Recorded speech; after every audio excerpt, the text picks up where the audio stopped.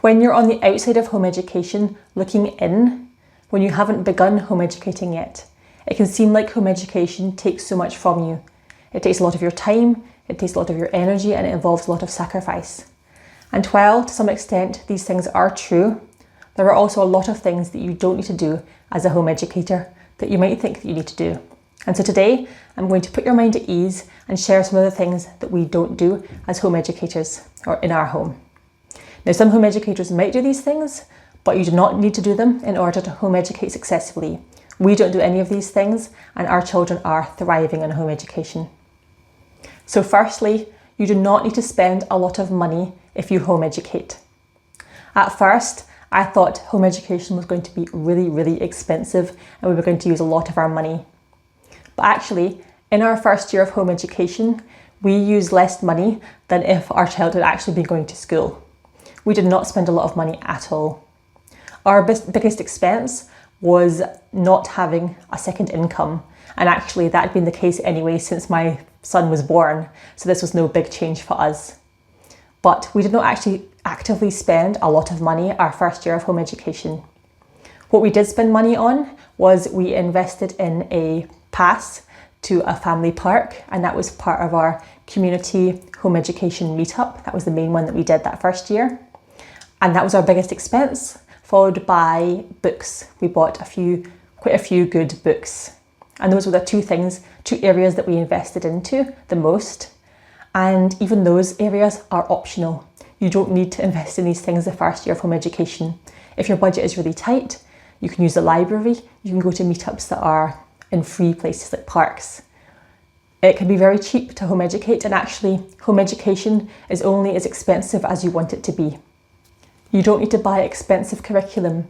You don't need to do all the clubs. You don't need to go to all these crazy places and have these amazing adventures. Although all of these things can be good and fun in their place. But these things don't make you a better home educator.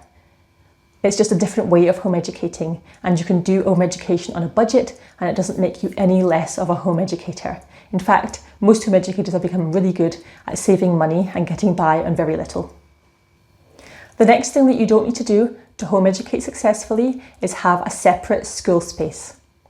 Now at first I thought I'm going to have to convert an area of my home into a space that looks like a mini school. So we're going to have like maps on the wall and a little desk and a little, cupboard area and all these kind of school-like setup. And I thought it was going to be in a separate area of our home as well, where we could go and do school.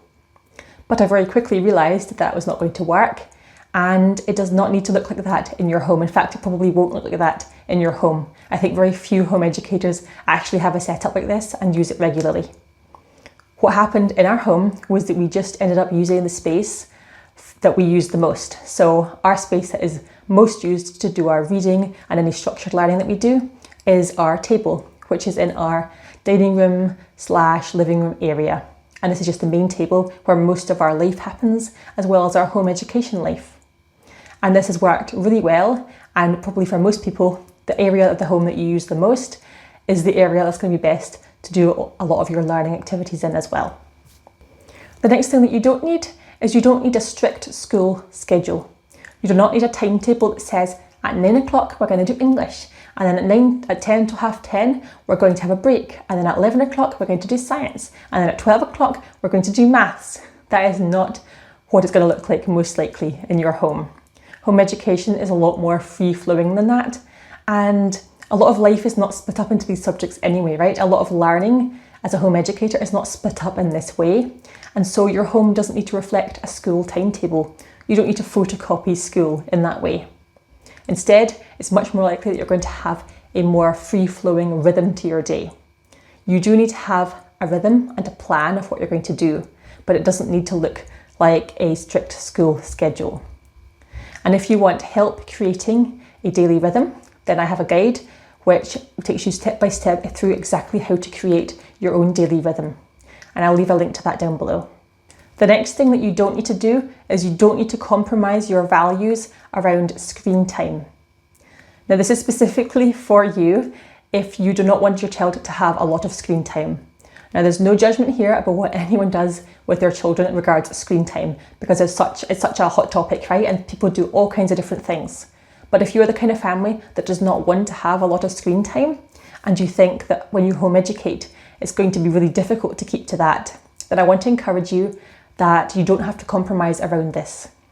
When I first started home educating, I thought I was going to use screens a lot more than I've actually ended up doing, because I thought it's going to save my sanity if I have screens built in within our day.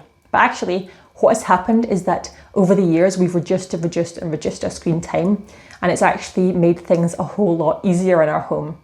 And it doesn't seem like that would be the case, but it certainly has made things just easier in our home.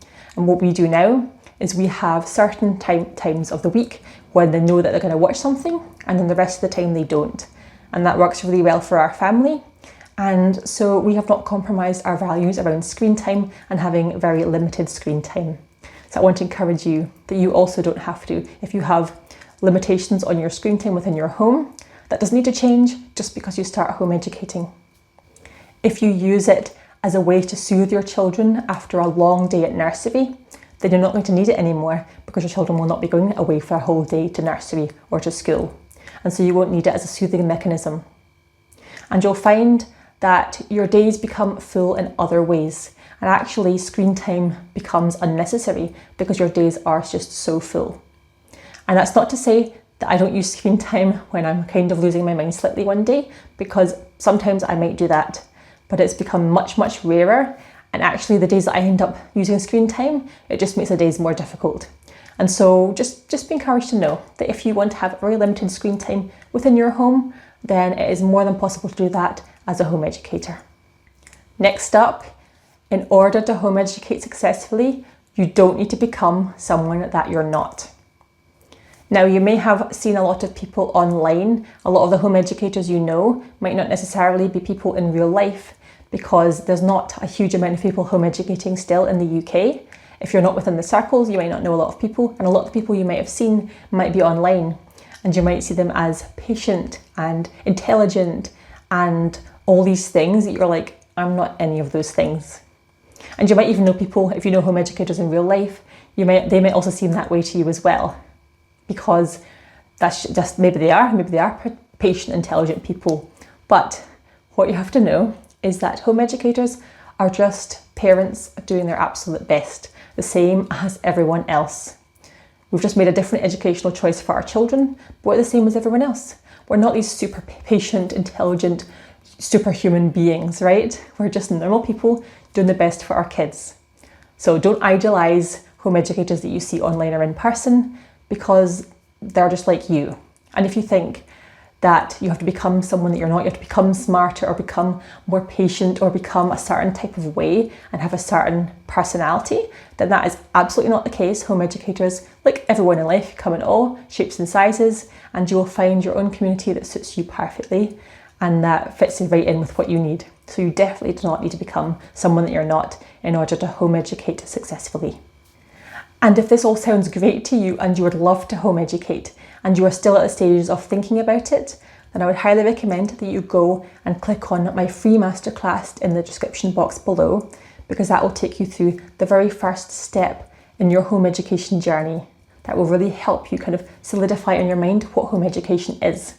It is for you if you are a UK parent of a young child between the ages of 4 and 6, and I think it will be really valuable for you.